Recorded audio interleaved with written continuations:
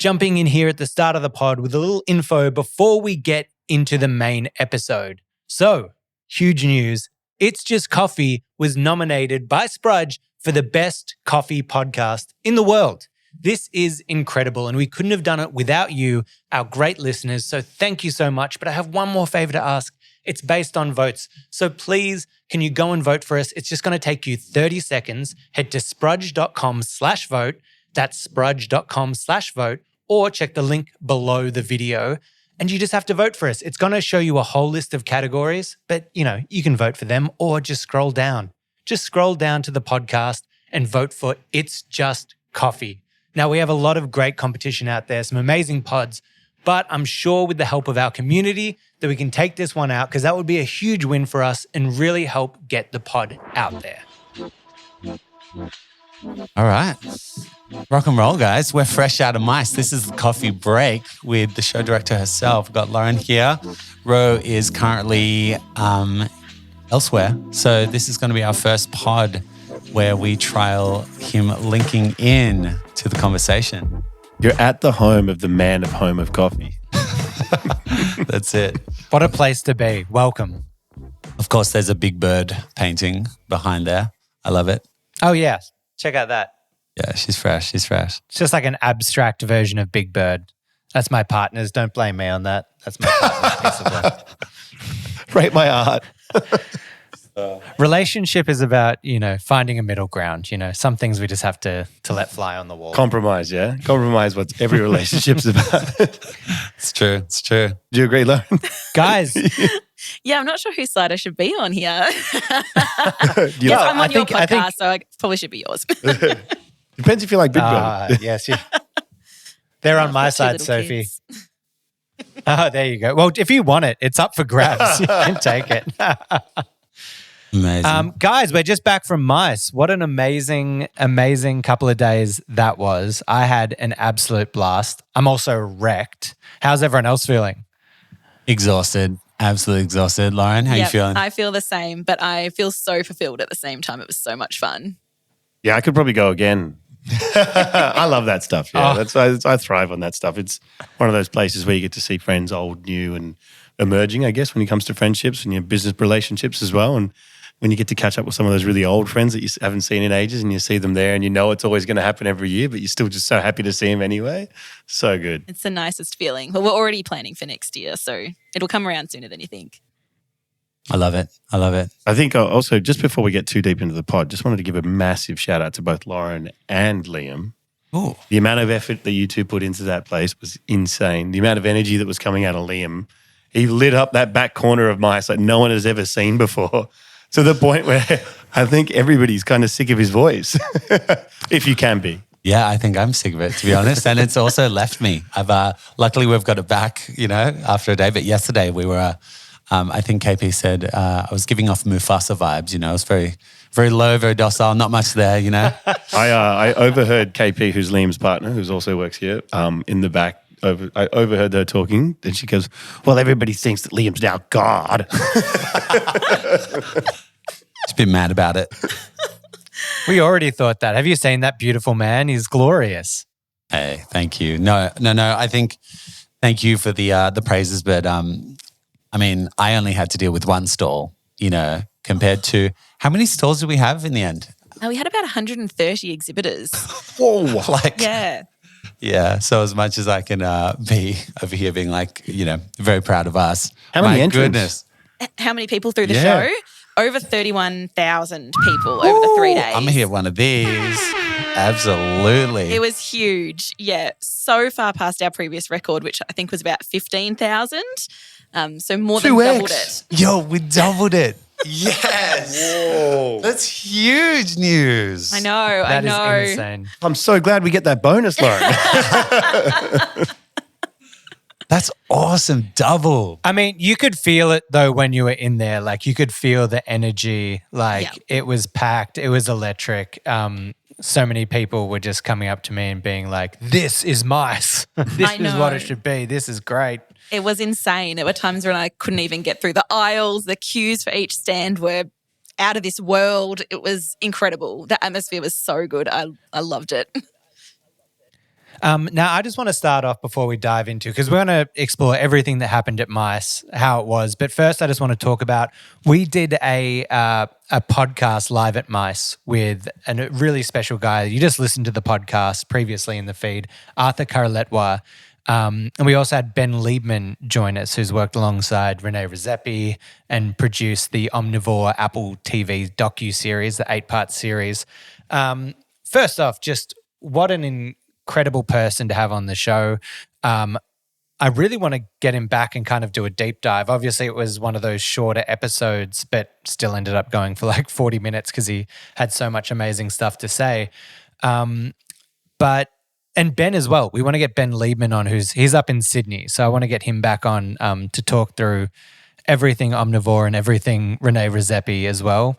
And he has a lot of really interesting opinions. But Liam, what did you think of that pod? Was there any major takeaways that you kind of had listening in? I mean, I couldn't agree with you more. Like, I think both combined, they spoke about things that were just like, that needed to be talked about, and with a level of tact and kind of, I think Ben brought it like a level of bluntness to, the issues from like just more understanding of like the supply chain and what it actually takes, and prioritizing the quality and like we take for granted. I think Ro, you really like were great and present with the conversation of like, there was a moment where you spoke about like, that classic moment in the cafe where you spill some coffee beans and just like we sweep it up and throw it away. It's like, do you realize that they are picked?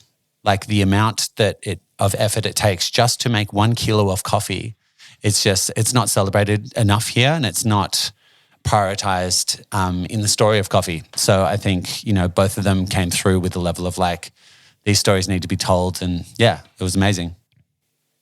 And Arthur even, it was funny in his last statements before we were finishing up, he brought up like 3 different topics that I felt could all be individual podcasts just by themselves. He talked about the 80-20 rule with female workers on the farm. He talked about sustainability in general, and that if fair prices aren't paid, farms are going to start being shut down. People are going to walk away from them because they can't make money, and they're going to cut down those farms.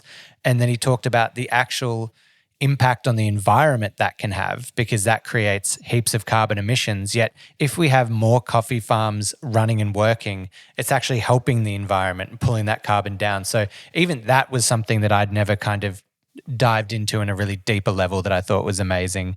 And of course, listen to the podcast, his whole story about helping Rwanda, being in an industry that he hated and he's now trying to make it better, was really powerful. And he also brought up a point of faces over labels, meaning putting the faces of the people at the farms before just brand names and stories is really important. And obviously that's, very wishful thinking in the broader terms of how it would work. But I think the idea of it is really powerful, and we all need to make effort, both from the roasters through to the consumer, about how to shine more light on these farmers and get them their fair pay. I think for me, the carbon sequestration point was a really big point, like you alluded to there, Rowan, where he talks about how much, if you keep expanding the coffee network and you keep expanding the farms, you can draw more of the carbon in and actually put it into the ground, which, it may or may not offset the logistics and the transport of coffee all around the world. But it's a good way to look at it as a totality and look at the whole carbon footprint and the whole journey from everything. It's quite, it's amazing the depths that he's gone to, and you can see why he's the sustainability manager for Chobani. And it's also funny, Sonam, as you're saying that, I'm in the FaceTime app and just a big thumbs up keeps popping up next to your head. I agree with him. But just quickly putting a pin in that, if you want to learn more about Arthur and his amazing stories, done symposiums, go watch him on YouTube. Just look up Arthur Carletwa, follow his story. It's incredible. But let's jump back into MICE. So we were just saying before, 31,000 people turned up. It was electric. It felt incredible. One of the big changes this year was that it was open to the general public on all 3 days, whereas normally I believe it's 2 days of industry and then 1 day for the general public. What effect do you think this change had on the show? I think opening it up to be more inclusive made it a more welcoming show. Really what we want to achieve with MICE is to showcase that the industry is open to everyone who wants to be involved. The public's always been welcome at MICE on that last day, but what we really wanted to do is just show that it's a really accessible industry. We wanted to make sure that consumers and coffee lovers at home could come in and learn about the industry from people in the industry and connect with them as well. You know, people at home making coffee aren't necessarily just consumers. You know, they're the next cafe owners. They're the next restaurant owner. They might be looking to put a machine in their business. All of those are potential trade opportunities for our exhibitors. So really what we wanted to do was just make it a much more inclusive show, which I think we achieved this year. And I think certainly looking at the numbers and the people that came through, it felt really welcoming and fun and really opened up the industry to all of those people who wanted to learn more and find more and make more connections. Do you think the numbers and also maybe the shift towards the general public, does that reshape the identity of MICE a little bit going forward? I mean, I think MICE is really both a consumer show and a trade show. It will always be B2B at its heart. Obviously, things like Roasters Playground and the masterclasses really opened up the show to welcome more consumers and make them feel more a part of the industry. Those are features we would love to continue. I think everyone can continue learning about, new brands to try, ways that they can be, upskilling, whether you're a professional with heaps of years of experience or someone just looking to make a great coffee on a Saturday morning in your own home. I think all of those things combined kind of led to what we saw over the weekend at the show. Could you possibly imagine in the future where you would have maybe Friday or Thursday, Fridays exclusive to trade and then Saturday, Sunday as general public? Because I think the appetite's there for the general public and being able to spread it there over the weekend. Is that something that could possibly happen? Yeah, absolutely. I mean, we're really open to looking at anything. I think talking to our exhibitors or the ones that I was speaking to anyway on site, they did have a couple of really good trade days on Thursday, Friday. The public tends to come in on the Saturday anyway. But yeah, I think just opening it up a bit just made it a bit more welcoming. Yeah, that's fair enough. I can understand that. Yeah, I think it made it a lot more fun. And I think also the exhibitors that were there kind of lent into that idea by making it amazing. And there were so many great events and things that you could kind of go and see. Those were the exhibitors that really kind of stood out and succeeded, it felt like to me. So jumping into that, let's just talk about, we can all kind of go around the table here and have a little moment. What do we think worked this year to kind of take MICE to that next level? I'll kick us off. I just think, and I've kind of said it for years and it's been there, but the Roasters Playground is, it's a coffee show and people want to try coffee, and having that great kind of smattering of different roasters. And am I correct in saying, were they there once or twice a day in each stand? Was it morning and afternoon shifts? Yeah, that's right. Yeah, so on shifts. Yeah, so for those that weren't there, basically there'd be cafes would take over a little cafe stand for half the day and then a different cafe would jump in. So you were getting to try so many different things, and there were so many roasters from different states that I had never been able to have. And I got to not only try their coffee, but try it represented by them and their team in the way that it's kind of intended. So there was like Kindred Coffee there, which was great. We had Ruben Hills from up in Sydney come down who shared some beautiful coffees with me. And then, of course, some local legends from Melbourne that we all know and love. So to me, that was a really great touch point, and I'd love to see that kind of grow and evolve in the coming years, and I think it will really help the show. Don't go anywhere. We're going to have a quick word from one of our sponsors, Apax Lab. Elevate your coffee experience with Apax Lab Mineral Concentrates. Apax Lab's precision-engineered formulas, including tonic, jam, and lilac, are designed to enhance the coffee's natural flavors. Not going to change it, it's just going to enhance it. It's going to bring out the vibrant acidity, the rich sweetness, or if you use lilac, it might bring out those delicate floral notes that you've been looking for. Trusted by world-class cafes and even barista champions, Apax Lab helps you unlock your coffee's full potential. Discover more at apaxlab.com. Wait, where was that again, Sonam? The internet. Oh, okay. Thought he was going to say the website. Thanks. Then it's me. All right. I agree, Ro. I really enjoyed seeing that. And also just seeing like a few familiar faces from the podcast, some world champs that we've had the pleasure to come on doing, jumping behind the machines and giving the fans the coffee straight from them. I think it was a really beautiful touch across the board, My favorite thing, I think, gosh, there's so many things because I was, jumping on stage. We had a lot of activations at our own stall that I kind of was manning. But I really enjoyed, I guess, connecting with, yes, the roasters, but also the embassies that were there. And, I think there was a level of appreciation from all of them being asked to come up for a little, interview. There was this level of, they were like, yeah, they were so taken back and so willing to give them information, their opinions, and, passionately talk about, the origins of where, their coffee comes from and where they come from as well. All of them, jumping on our socials, being like, oh, when's this coming out? When, all the interviews, And I think if anything, moving forward to give them even more of a platform to allow them to stand out as well. We had a big old stage with big old lights and a crazy wheel and all these entertaining kind of activations from the massage chairs. There was so much.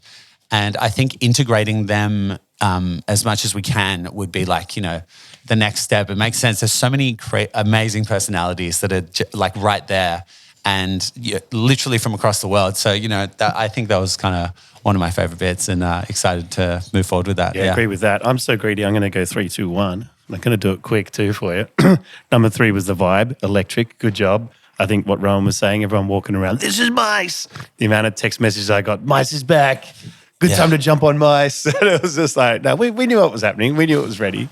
Number 2 was Breville Beans, what they did with their masterclasses and their workshops. I think that giving back to their community, I know they've always been big on doing workshops, doing videos, but what they set up there, bringing Sarah Dooley down as well, who's the face of Beans, that was so generous from them. They didn't have to do it. And I know they did it on a very short turnaround. So the team behind that, well done. Lauren in particular organised all of that. And Candy, you're a superstar. That was awesome. And number 1 for me, really weird. Towards the end of the show, this guy comes up, pulls me aside and he just goes, you signed him? I'm like, I am. He goes, I just want to tell you, big fan of you on the pod. Love that for you, Sonam. He's done it. I'm like, are you sure you're thinking about me? He goes, yeah, man. I love it. You really bring that business approach. I hate that Rowan guy. It's all about Sonam. He's like, you really bring that business approach. And, I really love coffee and business. I was like, oh, cool, man. Thanks. I've been on it twice. He goes, yeah, I know. I love it.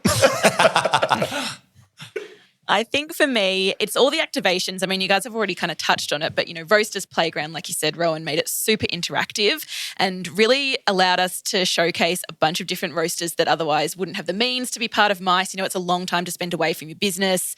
It can be pretty expensive. So being able to settle that up and have it ready for them to be able to cycle through and also allow all of the roasters to enjoy the show as well was really great.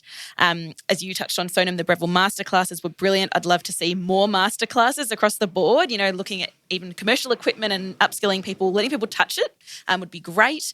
And then our education, I loved this year. We had a lot of really expert speakers come in to talk about things that they were really passionate about. It would be awesome to see that continue to grow. I know at some points the theatre was at maximum capacity. People were hanging around the edges trying to hear what was going on. So I think to see that grow over the next couple of years as well would be brilliant. And then one of the things you touched on, Liam, was those embassies. And what we really want to do moving forward is introduce some new features to help them take part in the show in a more interactive way. So we're looking at things like, we're sort of calling it colloquially in our office, Trip to Origin, where you can go and see the embassies and the coffee boards, talk to the growers, find out more about where your coffee's from, taste it, and really kind of immerse yourself in what they're experiencing every day and learn more about, where coffee actually does come from and who's benefiting from you buying your cup of coffee every morning at your cafe. So that's really important to us too. So we're looking forward to kind of developing that a bit further and introducing it next year. That's awesome. All I'm hearing is that's so more and more it's just coffee involved in MICE. That's what I'm hearing. We would love to keep partnering with you guys. I can't wait to have you back next year. Amazing. And that's really interesting that you say that, because that was kind of coming out. Like, one of the things that I wanted to see for next year was, especially after I chatted with Arthur, I think I got really kind of taken by the origin story and the knowing where your coffee's coming from and that side of it. And so I was going to ask, how do we raise those embassy stalls? And for those who weren't there are stalls of different embassies that are origins of coffee. And yeah, they just had nice little stands with information about what they do. But it's hard when they're competing against the likes of Milk Lab, who have this amazing DJ going. They've got Victor Vu, Latte Art Champion. They've got Summer Sensation menus going on. And so there's such a vibe. So, which is incredible for Milk Lab to do. But I'm like, how do we bring that level of excitement to the embassies, or even just a higher level of storytelling, an interactive storytelling? So that's really cool that that's kind of being looked into. Yeah, I think for us, the biggest thing is kind of creating all these interactive spaces where people can come and really engage. We saw it at the show where, those were the areas that kind of got the most engagement, I guess, when you did have lots of stuff going on and, your stand was incredible with all the things you were doing. The line for it was enormous. I think looking at features like Trip to Origin, what we really want to do is be creating that atmosphere or helping them to, to bring it to the show, and getting more people through means we can build kind of a really cool space where people do really want to come and learn and find out more and, see what's happening over there. It'd be cool having like a bunch of like the coffee shipping containers like set up in like a big installation in the middle or something, just kind of making it this hub that you want to kind of go to. Love that idea. As well. Yeah, it could be really cool.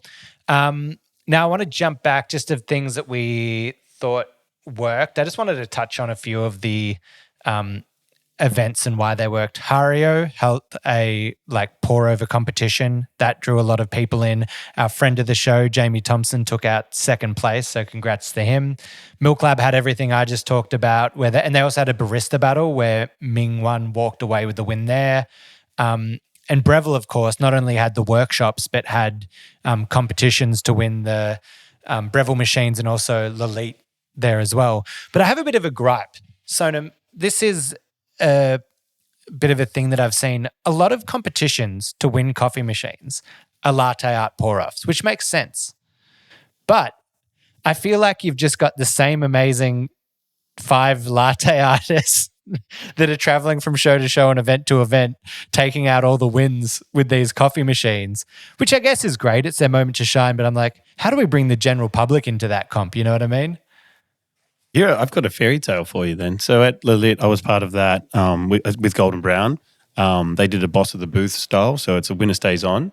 The person that actually won it came in just happened to time it and come in last to be the last competitor. The person that was next to them had just won 3 in a row, and as they're finishing pouring, dropped their cup. And the person that won it, are you kidding? Didn't have the best latte art on the day or even any of the days, and won it purely by default. And the timing was amazing. So there is some mechanisms. There is some mechanisms there. You go. There you go. That's Bradbury, incredible. Oh my goodness. It was a bit of a Bradbury moment, yeah. But that's great. But there's definitely other things that we could look at. We were chatting with the guys from Condessa about doing a different style comp, which is like a MacGyver style comp where it's just like, what can you brew a coffee with? We're giving you no apparatuses whatsoever except for a kettle. Oh, that's genius. Kettle and some beans. You have to then fashion it yourself. Pretty cool. I always like the ones where you've got to taste it. Zest were doing some really cool stuff with, guessing the odd coffee out and those kind of games, which is always a fun one. I feel like that's a different skill altogether, isn't it? Like, is it just? Buds. Oh, yeah.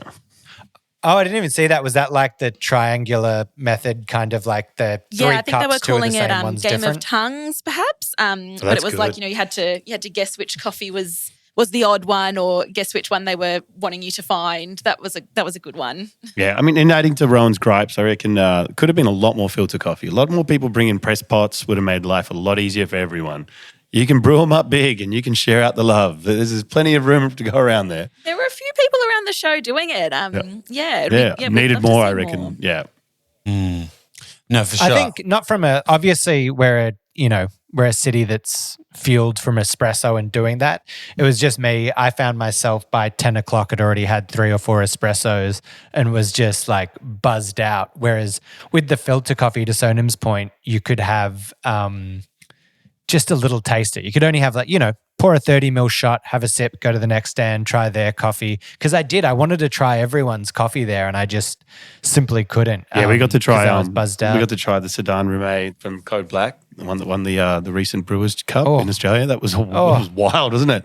Straight out of the precision brewer, like you put your nose in it, it's just like woofed. Well, there's plenty of opportunities for people to be involved. If you want to see more of something, please get in touch. I would love to have you in the show. Today's episode is brought to you by our amazing sponsors at Eco Barista. The reason I sound like this is because they got massages at our stand at MICE, and so I'm getting a massage while recording this message for you. They're the best sponsor of the pod that we could have had. They have the best eco products. This probably sounds really pornographic, but it's not. I'm just getting a massage. They have the best eco-friendly coffee products. They got coffee bags that you can design yourself. They got cups. They got iced coffee cups. They got everything you need. So make sure to support them because they support us. Head to ecobarista.com.au and get 15% off your first purchase when you sign up. Oh, mama, that's good. And then finally, just kind of going out, maybe just a little section of like, amazing, what an incredible show. What do we want to see again next year to kind of take it to that next level again? Because I guess we're always trying to improve. So we've talked about the embassies, and that was one thing. I don't know what the logistics are here, and I've just got a quick question for you. There was obviously like amazing food trucks. There was like souvlakis, dumplings, tacos, all this kind of stuff. Is there an issue with the actual vendors giving out food? Because I was like, I want to see some of the cafes / roasteries or whatever that also have a pastry arm or like the breakfast arm, see a little bit of that, like see a little bit of a Baker Blue or Hector's Deli or Loon or whatever it is. Because definitely in the morning after those 3 espressos, I was like, I need some kind of little eggy bacon roll, I love that idea. I would love to see that at MICE next year. I can definitely take that feedback on board, Rowan.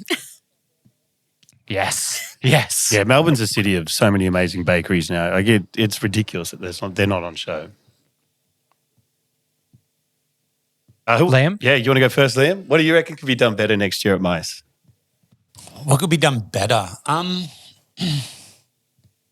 Look, I actually felt bad. Maybe this is from like just this is our first year where we had a stall and where we activated all the things. And I think on the onset, like we're a podcast, so it's like it seems like we're not going to be too what's the word? Not too large and in charge and dominating. And we were, directly across from the Slayer stall there that they were doing like little technical demos and like chats and everything. And I had so much fun jumping up and emceeing, and like we'll get into our little keychain story that's in the middle there that ended up going viral. But we had so many lines, and I ended up like, I felt like I was just like yelling at people at times, and I was, straight up through the mic. I was just like trying to get everyone on board and like, drum up as much excitement. But maybe like I would love to do that again. I had so much fun doing that and kind of connecting with people and everything. But maybe if we were placed somewhere else, and again, kind of maybe from the interview side of things, we can kind of make that bigger as well. We only did that one episode with Arthur, but I think it was an absolute success. The people that were there, we timed it just before doors and we did everything really well, but everyone sat down and we're like, it's the first one that we like, we had like speakers out so people could sit and enjoy it. And even our team that were doing the cameras just sat down and just took in the moment and the story. And actually, it was like such a beautiful moment. So I think live podcasts, stories with the embassies, and maybe like location-based kind of, and give that entertainment like MC moment its own space. So I'm not kind of like stepping on anyone's toes. Yeah, nice. I think from my point of view, I would look at it just more as a consumer side. Like I think maybe with the narrative of the trade show, it'd be cool, like having something that you could follow. And this could bring in the origin, this could bring in the roasters. You could actually just walk around the show and follow the path of coffee, how it travels from crop to cup and all those different steps in between to really spell it out for people, to make education as easy as possible. That could, we can talk about that later. I think that's a great point. elaborating on what Liam said as well in terms of the podcast and people sitting down with Arthur. I think you guys had managed to coordinate an amazing talk series, and I think some of that may have been lost. It was like great crowds for some of them, but it'd be great for some of them to actually be on our podcast and work together on that. Still working with you guys on it, but just like having maybe Rowan or Liam or myself or whoever's the next host on that with Sarah or whoever else that was on those panels. I think that'd be great as well. And then the last one's kind of a little dig at you guys. An open bar. What's that about? As in, you didn't like having an open bar, or you want to have an open We bar? needed to have an open bar at the awards. Oh, I was going to say, we did happy hour a few times at the show. Weren't you listening? I missed this. Oh my gosh. I think for me, things that I'd love to see again next year, more activations. Like that's truly what makes MICE compared to other trade shows, I think, is that the fun, engaging atmosphere, people doing really cool stuff on their stands. There's already a lot of it, but I'd love to see even more. And I'm really excited to kind of chat to people in the industry over the next few months and talk about what that might look like for some people. Because, that really brings MICE to life, I think, is all those really fun activations and people running comps and giveaways and doing really cool stuff on their stands where people can come and get really engaged. That's the most fun part for me. Well, that's great. Well, I had an absolute blast. I think there was an amazing job. Congratulations putting it all together. It was so much fun. And as well, I think what you're talking about here, that to keep making it better is all about the community and sharing ideas. So anyone listening to the pod who went or didn't, let us know what you'd want to see, what you liked, what you didn't.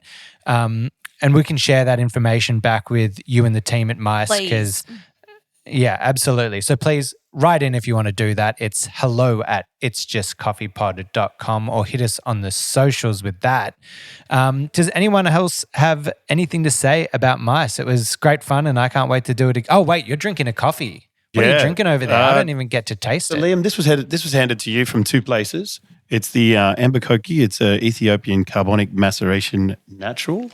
Very light roast, I must admit. It is a very light roast. Delicious though. This absolute sweet gentleman was kind of walking through the crazy halls of the convention center and looked a bit lost. And I was just kind of chatting to someone and I kind of took him under my wing on day one. We were kind of getting there and he was early with us, like with the exhibitors, like he was early. It's the first time he's been to MICE and he was so excited and he actually came back around. He's like, oh my God, Liam, how are you? I want to give you some stuff. Like, thank you for helping me get into MICE. And he was so excited. And so, huge shout out. And, that's, he's one of many people that actually approached us at the stall. So we've got so many things to taste over the next couple pods. And also wait, just to on. go. What's this one taste like? It's good. Talk about the coffee. Yeah, it's a carbonic maceration. You definitely taste the process. It's very light, very light. So you're talking like a milk chocolate, brown sugar sort of situation. Yeah. I mean, I prefer a bit more development in my roast. What about you, Liam? I could go on the acidic side. I love my juicier notes and all those things, but I think that's exactly it. Definitely milk chocolate notes. And it's an easy drinker though. I do like my light roasts. I go towards that way for a filter. And I was just going to say, speaking of filter and speaking of, moving forward, Lauren, I don't know if you know this, but I'm actually going to be going for the World AeroPress Championship. How exciting. I don't know how to do that yet, but I'm going to, okay? I'm going in. We actually gave away one of the new double-walled AeroPresses on our stall. Actually, what was so funny was when I interviewed the Minister of Major Events, I got him to spin the wheel, and this was I had been holding out on the AeroPress all weekend. I'm like, it's going to come back. There's this, for anyone listening, on our wheel, we were giving away canisters, keychains, and this AeroPress was the main event, and I'd been holding out. I interviewed the minister, and he's our first spin, and I tell you, we had 2,000 keychains. We ended up giving them away. There's a lot. He spins the first time and hits the AeroPress. And I'm like, and graciously he came back and said, no, I want someone else to win it. But all to say, I'm going to be kind of learning and trialing a few of the the winning brew recipes over there. And, you know, we're going to trial some things. So I think I'm going to lean towards the lighter way. I like that way. I don't like too much. Thanks to the Honourable Steve Demopoulos, the Minister of Tourism, Major Events and Environment. Is that right? Yes, that's correct. Very exciting to have him at the show. He loved it by all accounts. So Yeah, well, he was a former cafe owner. Yes, that's right. Yeah. Still- I'd be disappointed if he didn't like it. No, it was great to have him there. We really appreciated him coming down and seeing what MICE had to offer. Yeah, I mean, a personal checklist moment for me was we actually had Scott Pendlebury. We met with him and it looks like we might be having a podcast with him further Very down the exciting. line. So that's one for your avid Collingwood supporters. No. Go the Hawks. Who do you support, Lauren? You don't follow the football. That's fair enough. Oh. Controversially. It's an international podcast, so who cares about AFL anyway? Yeah, fair enough. Yeah, No, but that'll be great because Pendles is a big coffee lover. He's followed all the channels, so he'll be really good to talk to. And I feel like he wants to probably get into the coffee industry in his post-footy life, it looks like. Yeah, definitely. The man loves an opportunity, that's for sure. He's been to MICE a couple of times Yeah. now. Well, it's the place to be. It There's, is. there's no excuse to not come to MICE anymore. Oh my gosh. With a little bit of everything. Alrighty, I think that just about wraps us up for today's episode of The Coffee Break. Lauren, thanks again for having us at MICE. We love doing it. Hopefully we'll be back next year, make it bigger and better. Thank you for everyone who came and saw us at the show. We loved meeting all of you. Liam, thank you for hosting and standing at that stand for 3 days straight and giving away thousands of key rings. It was a blast. Thank you so much. One last shout out to Barry and the team at LM for putting all the machinery on the benches for that roasters playground. If it wasn't for them, that wouldn't have happened. So that took out a lot of expense for the Absolutely. roasters and allowed a lot of you guys to taste all that coffee. So thanks to those guys as well. I think to all of Oh, and I was going to say our friends at Eco Barista, we had massages going on for one of the days there. That was the hottest ticket going missed around that. MICE. Yeah, massage was good. I needed that. Day 2 was smart. We need to do that every day next year. That's a great idea. we'll be coming past your stand then. And if keep an eye on the socials because Liam's actually got a bunch of reels with little snippets from across the events and all the different things that we did. And we've also actually got a new Instagram handle, which is... Yeah, it's just coffee_official. I was actually going to plug that. We've shifted over to an official account. So if you're listening to this and you already think that you follow us, you actually might not. So please come through and click that little follow for us again because you're going to be missing out on all these hot takes and coffee breaks. It's all about climbing the mountain. It's true. It's true. Thank you for coming around and to MICE2025, hey? Oh, that's it. Thank you so much for having me. One round of applause. Yeah. And remember, it's just coffee. Coffee. Coffee break. Coffee break. yeah. I was like, Sonam, it's coffee break. second. It's not. It's just coffee. Is that not right for this one? No, we'll have it.